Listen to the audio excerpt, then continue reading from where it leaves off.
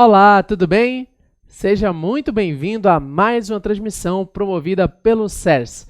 O CERS está sempre aqui trazendo para você conteúdo de qualidade e relevância. E hoje vamos falar sobre um assunto muito importante para você que foi aprovado na primeira fase da OAB e vai fazer agora a prova de segunda fase, isso mesmo. Olha, uma das mensagens que eu recebo quase que diariamente é assim: Marcílio, me ajuda a fazer um cronograma de estudos para a segunda fase da OAB. Tem pouco tempo, né? Como é que se monta um cronograma de estudos? Sobre isso que nós vamos falar hoje aqui. Como montar um cronograma de estudos para a segunda fase da OAB. Assunto esse que pode ser definidor da sua aprovação, então fique atento até o final. E se você chegou até aqui e ainda não me conhece, eu quero me apresentar.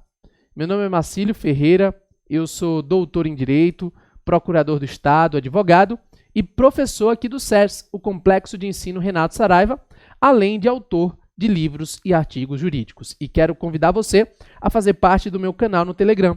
Basta apontar a câmera do seu celular para esse QR Code e você tem acesso ao conteúdo que eu posto por lá diariamente. Tudo bem?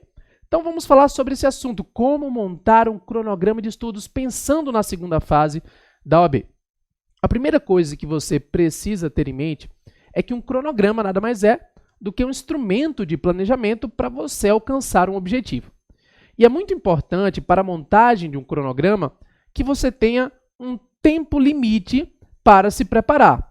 O cronograma de estudos com prazo indeterminado não é muito bom, então a gente tem que colocar um marco, uma data limite, para você estar realmente preparado para alcançar o objetivo que você definiu na sua vida.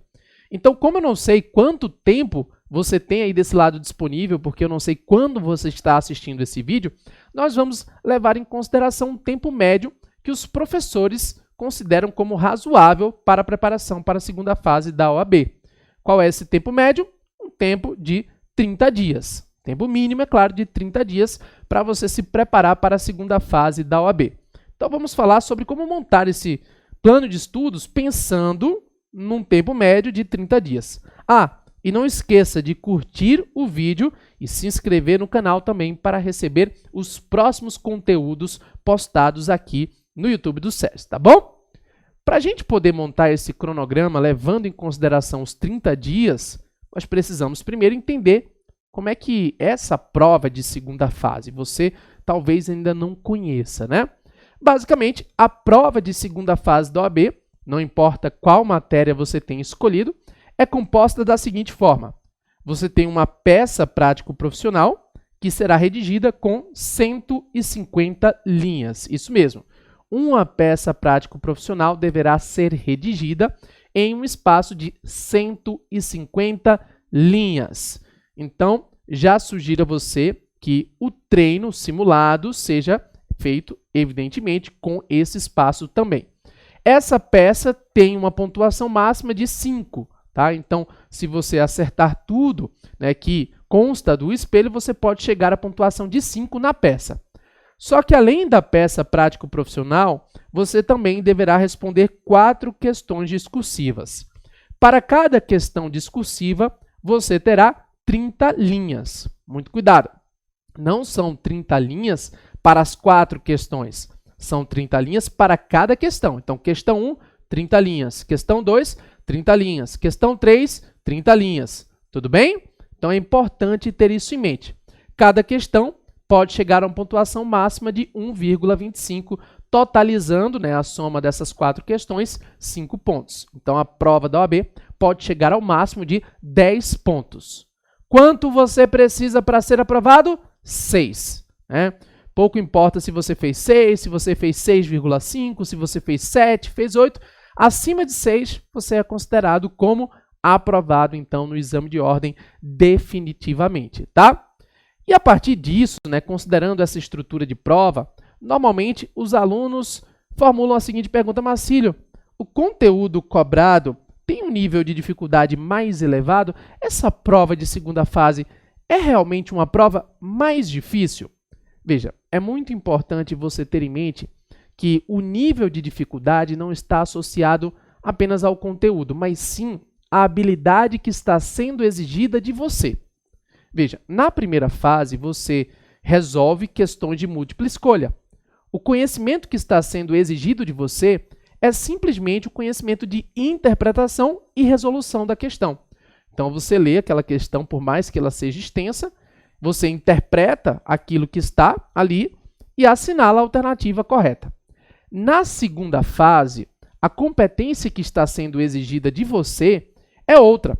Não é apenas a capacidade de interpretar o que está ali escrito e definir uma resposta, mas sim a capacidade também de escrever.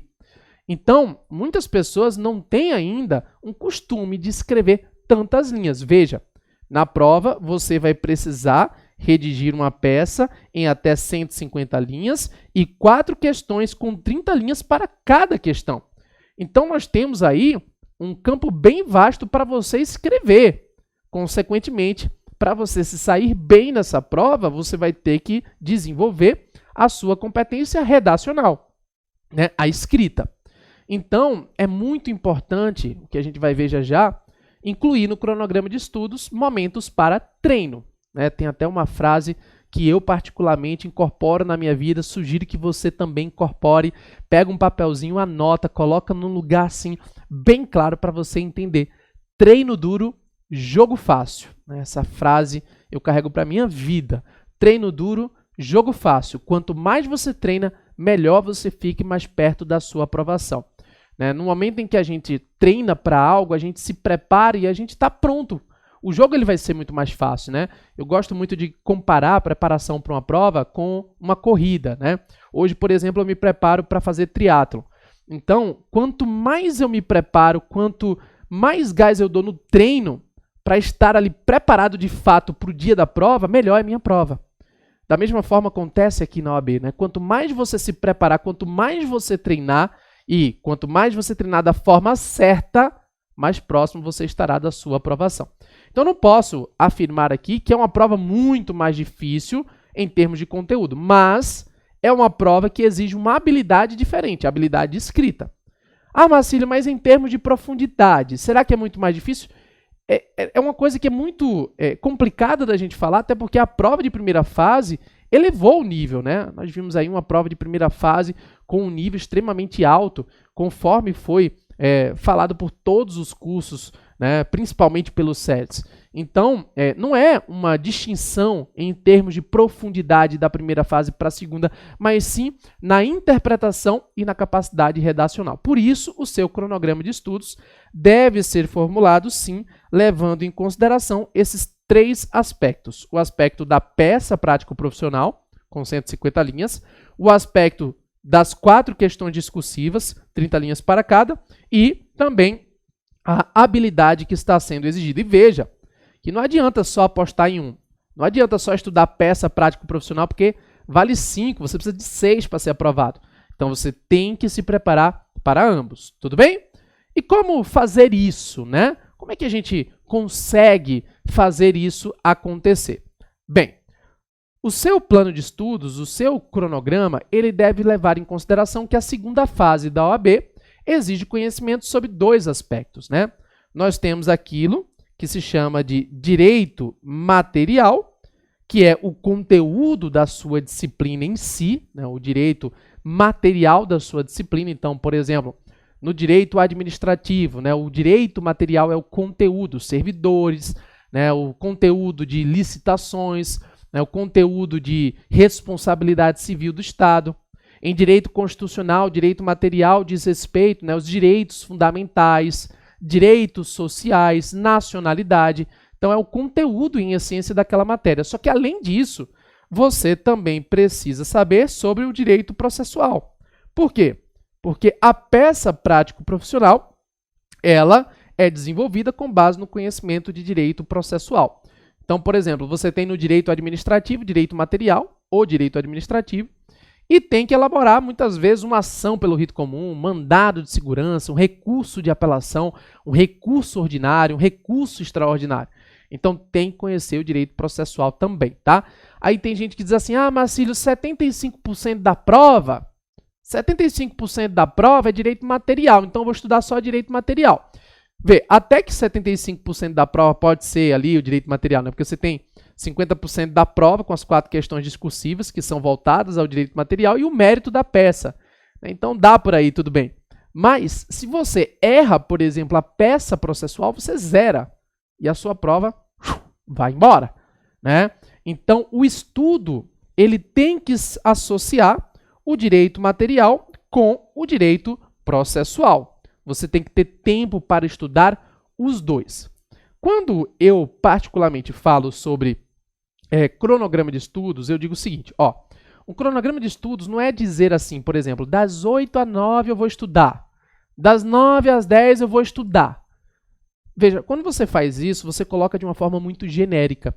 E a tendência é você procrastinar, né? Estudar. Tá, se eu ler uma página, eu estudei. Não é? Se eu fizer metade de uma questão aqui, eu estudei. Se eu ler um artigo, eu estudei. Estudar não é, de fato, uma meta. Então, a recomendação que eu dou é que você crie metas que sejam específicas. Vai estudar o quê? Direito material ou direito processual? Percebeu? E mais, dentro do direito material, o direito material que você vai estudar hoje, tá? Dentro do direito material, qual o assunto? Qual o tópico? Quantas páginas? E mais, só leitura? Vai resolver questão? Só vai resolver questão, não vai ler? E aí? Né? Então, quanto mais específico for a sua meta, melhor para você. E estudos apontam que é muito importante você variar, tá? Não é legal você ficar só com uma coisa repetidamente. Então, sei lá, eu só vou estudar isso durante um tempo, depois eu vou estudar só outra. É importante intercalar. Então, uma coisa muito legal que eu sempre insiro nos cronogramas que eu elaboro você acorda, por exemplo, vai começar a estudar, então coloca lá. Você vai ler um conteúdo, né? Por exemplo, o SERS tem o SERS Book, que é um e-book, né, completo do direito material. Então, você vai ler tópico tal, tal, tal. Logo em seguida, você vai elaborar uma peça prático-profissional, vai comparar com o espelho, ver se você foi bem ou mal, ver os pontos que você errou, revisar em cima daquilo e elaborar mais 2 questões discursivas. Ótimo. Agora eu sei como vai ser meu dia. Leitura dos tópicos, resolução de uma peça, resolução de 2 questões. E, se possível, com um feedback profissional de alguém que entenda daquele assunto, né? Então, é muito importante que o estudo do conteúdo passe pelo direito material e direito processual com metas específicas. E aí, algumas metas que devem constar obrigatoriamente desse seu plano de estudos. Primeiro, leitura da lei seca. Marcílio, isso aqui é muito batido, não é não? Não, não é muito batido, porque na segunda fase, a leitura da lei seca tem um outro papel. A leitura da lei seca na segunda fase não é simplesmente ler para decorar o dispositivo, mas sim para entender o seu vade-mecum. Como você bem sabe, na segunda fase você vai poder levar um vade-mecum para a prova, que é o seu instrumento de consulta. Então você vai poder abrir no Código de Processo Civil, abrir na Constituição. Mas veja, abrir a Constituição Federal, abrir o Código de Processo Civil, abrir o Código Civil, não significa que você vai encontrar o que você quer, porque é um código extremamente extenso, tem inúmeros artigos, tem súmulas sobre aqueles artigos. Então, o manuseio do vade-mecum é fundamental. Por isso, a leitura da lei seca tem que ser acompanhada de marcações no vade-mecum, de preferência marcações instruídas de acordo com orientações do professor da sua disciplina, né? Aqui no SERS tem o Matheus Carvalho em Direito Administrativo, a Flávia Bahia em Direito Constitucional, não é? O professor Rogério Rezetti, o professor Renato Saraiva em Direito do Trabalho, né? Uma equipe muito fantástica. E eles vão te orientar sobre essas marcações no vade-mecum, que precisam ser feitas, inclusive, de acordo com o que consta do edital, para o seu vade-mecum não chegar lá e ser apreendido, tá bom? Então, tem que ter essas marcações e, consequentemente, conforme você vai fazendo essa leitura da lei seca, você consegue manusear rapidamente o material. É muito engraçado, porque conforme você vai se preparando nesses 30 dias e todo dia você vai ali elaborando peça, resolvendo 2 questões discursivas, lendo o PDF, lendo a lei seca, no dia da prova você chega, o seu vade-mecum está todo marcadinho, todo lindo, a questão tem ali uma pergunta, você... abre o Vadmec e parece que é uma coisa instantânea. De tanto que você já abriu naquele artigo, adivinha? O Vadmec parece abrir sozinho naquele artigo, que é exatamente o dispositivo que a questão está cobrando. Então é muito importante incluir também, aí dentro do seu contexto de estudo, a leitura da lei seca, fazendo marcações no seu Vadmecum e desenvolvendo o manuseio rápido do material que você vai utilizar no dia, tudo bem? Além disso, como eu falei no início aqui da transmissão, treino duro, jogo fácil. Então, tem que treinar. Por isso, todo o cronograma de estudos passa pelo hábito de treinar questões discursivas, tá? Todo dia, gente, não deixa para depois não, porque isso é uma embromação do tamanho do mundo. Não deixa para depois não, tá? Faça todos os dias um pouquinho. Ai, Marcílio, hoje só deu uma questão. Tá bom, mas faça todo dia um pouco, né? Tem uma frase que eu gosto muito de dizer: a motivação é o que te faz começar, o hábito é o que te faz continuar, né? Nesse momento, você está todo motivado porque você foi aprovado na primeira fase, uou, e tal. Quando estiver chegando perto da prova, a motivação vai estar mais baixa. Mas é esse hábito de estar fazendo todo dia, de estar se desenvolvendo, de ver que você está melhorando, que vai fazer você continuar até o último dia, até o sábado antes da prova, até o domingo de manhã. Então, mantenha um hábito de treinar questões discursivas. Vale aqui entender que existem tipos de questões discursivas, né? É possível identificar pelo menos 2 tipos de questões discursivas que a banca FGV se utiliza. Nós temos o tipo de questão direta, que é o mais utilizado hoje, né? Vem ali uma questão perguntando: é constitucional isso, isso e isso? É possível isso, isso e aquilo? E aí você responde sim ou não, você traz ali a justificativa e desenvolve. Então, nesse caso de questão direta, normalmente vem até A, B ou A, B e C, e você tem que colocar A, escrever e redigir, né? E essa resposta ela precisa ser direta ao ponto. Mas também existem questões abertas, que são questões como: discorra sobre tal coisa, né? E aí é uma questão que você precisa desenvolver um pouco mais do ponto de vista da escrita, trazendo todo o conhecimento que você tem sobre aquela matéria. Então é importante treinar com esses 2 tipos de questões, sabendo que a FGV hoje dá prioridade para questões diretas, tá bom? E aí é importante sempre conferir o formato da resposta, olhando depois a correção com base no espelho que foi disponibilizado, seja pela FGV, se foi prova passada, seja pela instituição aqui, o SERS, com base nos simulados que são elaborados. Então, inclua sempre, tá, treino de questões discursivas. Além disso, é claro, é muito importante incluir o hábito de treinar peças, né? Eu, particularmente, gosto de orientar os meus alunos, né, a tentar elaborar pelo menos uma peça por dia. Porque todo dia você fazendo uma peça, você vai começar a memorizar a estrutura e tendo 30 dias aí pela frente, fazendo uma peça por dia, você consegue aí fazer mais ou menos 2 peças de cada tipo, estando preparado para o dia da prova, né? É um tempo médio, ó. Se a sua matéria, por exemplo, tem 15 principais peças, 10 principais peças, em 30 dias você consegue fazer 2 vezes ou até mais, né? Então, inclua esse hábito de treinar peças diariamente. E aí, muito cuidado com a forma de cobrança do conteúdo. Veja como é que o conteúdo é cobrado nas peças da sua matéria. Veja quais são as palavras-chave. A banca usa muito palavras-chave, tá? Fique atento aos pontos avaliados. Muito importante isso, né? A FGV tem uma forma de avaliação, né? É uma forma de avaliação que foca em critérios jurídicos. Então é muito importante entender o que a banca normalmente avalia, considerando que o seu professor ensina, né? E a partir disso você pensa o que incluir no cronograma a mais, o que você precisa melhorar, o que você precisa treinar mais, né? E aí você vai desenvolvendo.